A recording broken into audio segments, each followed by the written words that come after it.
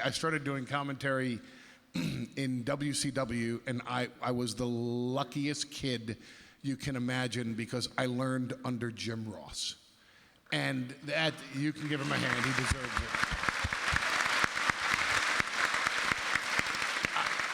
it. And it's funny because I did an interview a couple weeks ago with somebody about it was some WWE related interview, and they asked me who I thought was the greatest talker of all time, and my answer was Jim Ross, because if you look, and he said, well, that's funny, I thought you'd say Stone Cold Steve Austin or The Rock, and Stone Cold Steve Austin or The Rock certainly go down as top 5 greatest talkers of all time, but I think the greatest talker of all time was Jim Ross, because when I talk for Brock Lesnar, I have to get Brock Lesnar over, I have to get his opponent over, I have to sell you on the event, the network, the live event, the concept that we're pushing on television, whether it's WrestleMania, SummerSlam, Royal Rumble, just a network special, whatever that may be. Jim Ross had to get the entire show over. 2 hours, 3 hours, 4 hours for WrestleMania. Jim Ross had to sell you on the event, on the participants, on the referees, that the referees had credibility. Every single solitary thing that you saw on your television, Jim Ross had to sell to you, because if he didn't, at some point, which happens now more often than it used to, you sit there and go, look, that's and Jim Ross was responsible for you never to say that. And I got to learn underneath Jim Ross. So I learned timing, I learned psychology, I learned pacing, I learned speaking in sound bites, all from Jim Ross. So in terms of being a commentator, I was the luckiest commentator ever, because my initial training was with the best talker ever. In terms of what I would do in terms of being a commentator now, I'd last about one night, because I wouldn't fit in with the current commentary style, because I don't agree with it, simply because I think it has lost focus on what the job is. And the job to me has always been to sell the 3 most important concepts, whether it's WWE or any form of pro wrestling or sports entertainment, or UFC, or you call it football here in America, we call it soccer, basketball, hockey, it doesn't matter, tennis. I'm a big Novak, anybody here follow tennis? I'm a big Djokovic fan, and love his matches with Roger Federer. And what a rivalry that is. And anytime those two get into the semifinals or the finals together, I'm glued to the television set. Why? Because I know 3 things. I know who they are, I know why they're competing against each other, and I know why I would sit there and watch it or pay to see it. You want to sell a wrestling ticket? You want to sell a subscription to a network? You want to sell a pay-per-view? Who are these 2 guys? Why are they fighting? Why should I give a shit? And if you answer those 3 questions, you have a sale. And the commentary of today has lost sight of that concept, which means I just would not fit in. 2001, so I was 16 and I remember watching Sky Sports, and there was a segment cut from WWF Raw over here. Were you on commentary as Vince McMahon was trying to make Trish Stratus bark like a dog? You said, "Mom, I've come to Washington and I got to see Bush."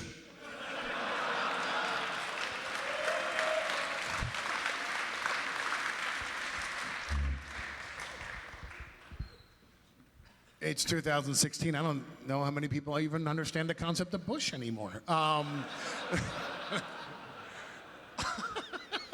Yeah, it was my first night on Monday Night Raw, and JR knew what we were in for.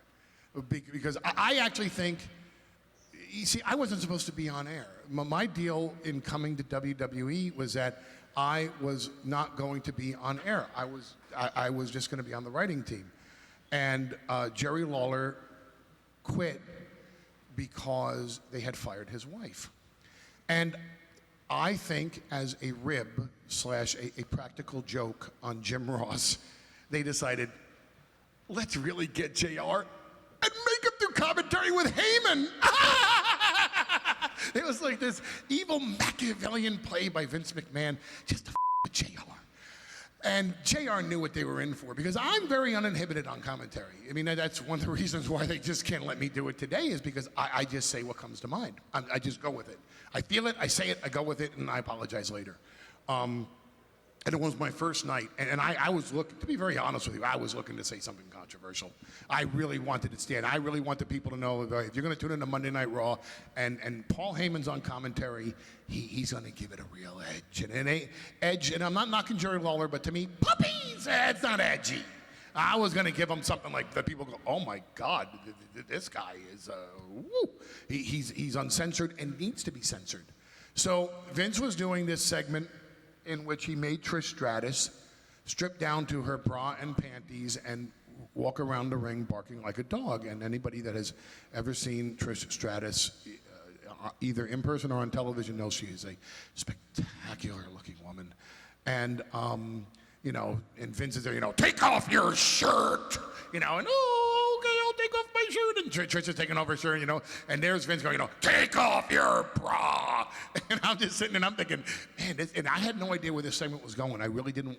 I knew the concept of the segment, didn't know how far the segment was going, and I didn't know if she was going to take off her bra. I really had no idea where this was going to go, and I just figured, okay, it's controversy time, and Vince can't hear what I'm saying because he's in the ring. So, first night on the job, 5-year contract, and by the way, no cut either. So either I was going to survive as a commentator or they're going to send me home and pay me for 4 years, 364 days to go. And I just said, hey, Mom, because, you know, by the way, because the show was in Washington, D.C., I just said, hey, Mom, I went to Washington, D.C., and I got to see Bush. And JR just goes like,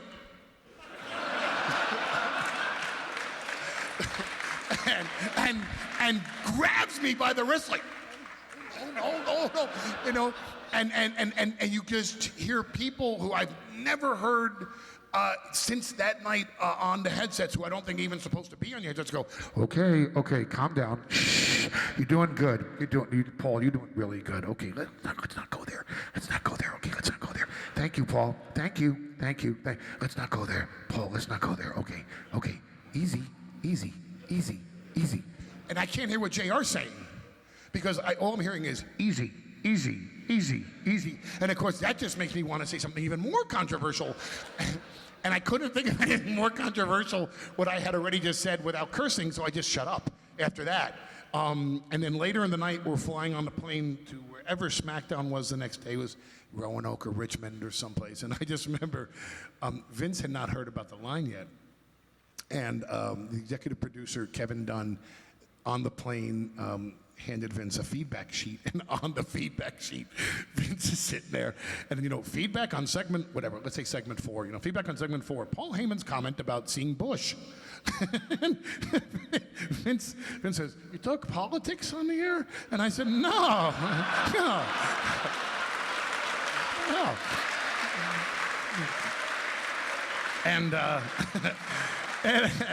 And I'm just sitting, and I was the dumb schmuck that decided to sit next to him on the plane, which is ultimately why we ended up disliking each other. And I looked, I said, had nothing to do with George. And he said, oh, what the did you say? and at that point, he got the line, and then it was like, you know, I'd appreciate it if on commentary we don't go to the lowest common denominator to that degree again. Okay. And of course, the next week I was looking for, you know, any excuse to go there again. But yeah, that was my first night on camera. Actually, my first night in WWE, which was March 5th, 2001, when I talked about getting to see Bush in Washington, D.C. And by the way, to this day, I don't know if Trish Stratus had taken off all of her clothes, if I was going to get to see any Bush. So I don't know really why everybody would be so appalled by the line, since maybe there wasn't any to begin with. So